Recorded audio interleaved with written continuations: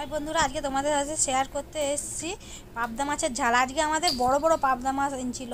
আমরা সাধারণত ছোট ছোট পাবদা মাছই আমি দেখেছি, এত বড় পাবদা মাছ আমি দেখিনি। আমি প্রথমে মনে করছিলাম এটা হয়তো বোয়াল মাছ, না এই বড় বড় পাবদা মাছগুলো খেতে স্বাদই আলাদা। যাই হোক, পাবদা মাছগুলোকে প্রথমে নুন মাখিয়ে রেখে দিয়েছিলাম। আমি হলুদ মাছটা মাখাইনি, কারণ ভাজার সময় না হলুদ মাখালে ভালোভাবে ভাজা হয়নি।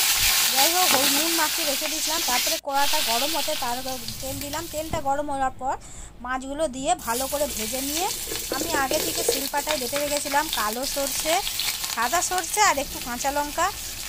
এবারে কড়াতে আমি তেল দিয়ে তাতে একটু কালো জিরে আর একটা কাঁচা লঙ্কা দিয়ে তাতে ওই বেটে রাখা সর্ষে বাটাটাকে দিয়ে একটু হলুদ দিয়ে ভালো করে নাড়াচাড়া করে একটু জল দিয়ে তার উপরে মাছটা দিয়ে নামিয়ে নিলেই হয়ে যাবে আমাদের এই পাবদা মাছের ঝাল।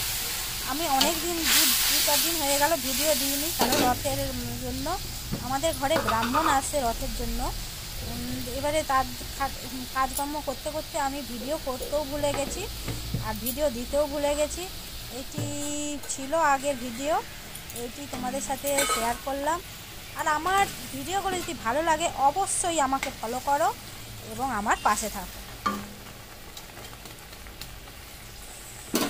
Thank you for watching.